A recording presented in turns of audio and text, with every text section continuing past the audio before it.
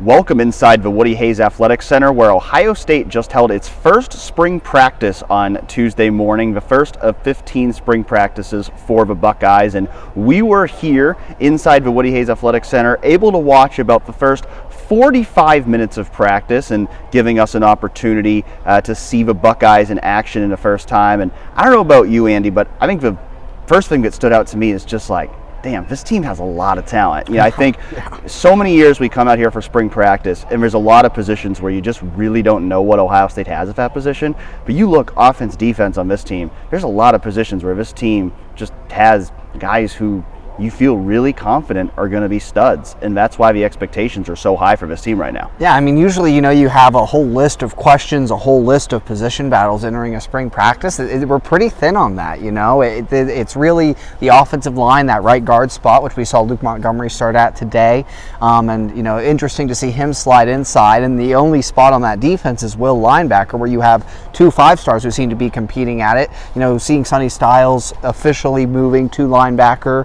Day said that's where he's going to be long-term going forward, and so they might move him around a little bit, but that's really, it seems like it's going to be a competition between CJ Hicks and Sonny Styles for that will linebacker spot. That's kind of what's evolving. CJ started at the position in the area of practice we got to view today. The other thing that's new really for Ohio State is Chip Kelly. He was overseeing the first team offense, implementing, calling the plays, going through the walkthroughs with the team, and it was really just a new look for Ryan Day to be walking around the practice field, involving himself with multiple different position groups, as opposed to really just focusing on the quarterbacks, focusing on running the offense. So you're really starting to see how Ryan is able to step back and embrace that more CEO role we've talked about now that Chip Kelly is here. Yeah, there was some talk about that at this point last year, but I think the difference now is how comfortable Ryan Day feels in his offensive coordinator. That, last year when the talk was potentially, delegating those duties to Brian Hartline, I don't think he felt quite comfortable with giving those duties over completely to someone who had never actually been an offensive play caller before. Whereas if Chip Kelly, this is a guy who Ryan Day has known since he was young. I mean, they both grew up in Manchester, New Hampshire.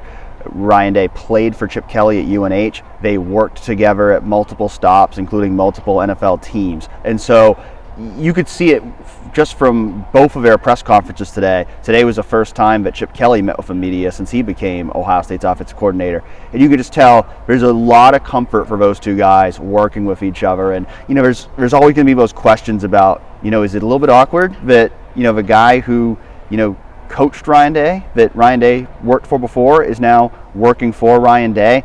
But when you talk to those guys, you really get a sense that there is no awkwardness there. That these guys, they're friends. They were joking about it a little bit.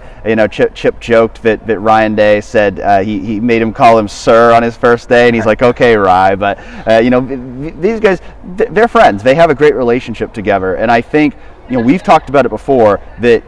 Even coming out of today, you really feel like this is right. Like this is the guy who's supposed to be in that role. Even though Ohio State initially hired Bill O'Brien to be its offensive coordinator, it just feels right. Like Chip Kelly's the right guy to allow Ryan Day to truly take on that CEO role for the first time as a head coach. Right, and that background, that familiarity with Ryan Day, knowing him since he was a little kid in Little League, is a big reason why Chip Kelly was willing to go from being a head coach at UCLA to being an offensive coordinator ultimately in the same conference, with UCLA joining the Big Ten this year.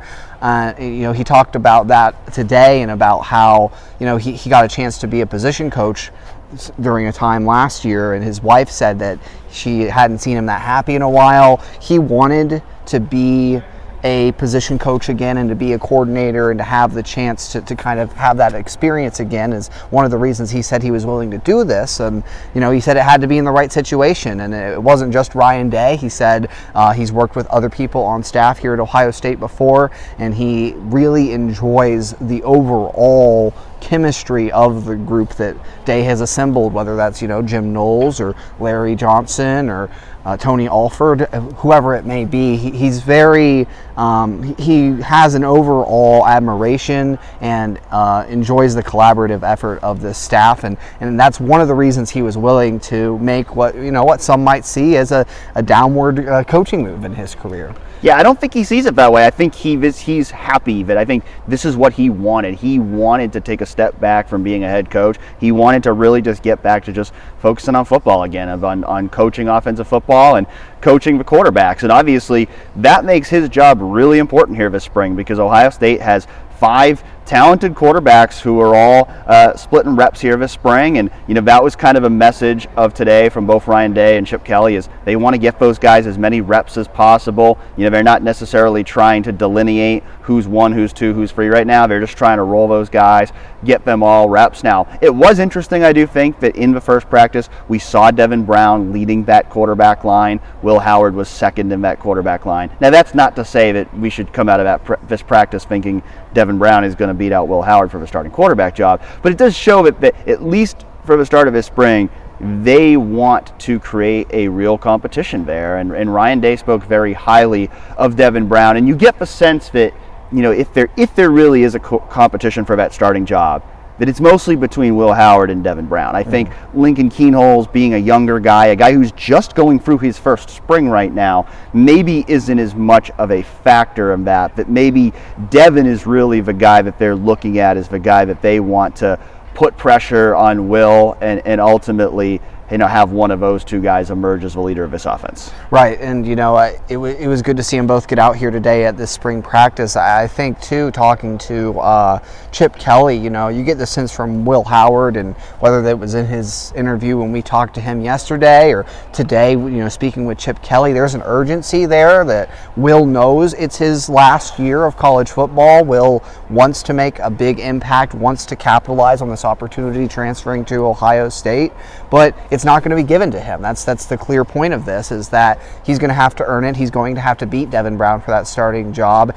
And then from there, you start to work on the schematics, the chemistry. That was another thing that Ryan Day said today, was that spring practice for them right now won't be about as much the schematics, the cohesion of the offense, as it is about player development, as it is about guys pushing guys and having those position competitions. So, just very intrigued to see how it all plays out here, Dan. Ohio State will continue spring practice on Thursday at second practice of the spring, and we'll be back here again. We'll get to watch some practice again. We'll also talk to Jim Knowles and a bunch of Ohio State's returning defensive players. So check back with us again on Thursday for another episode of Press Coverage.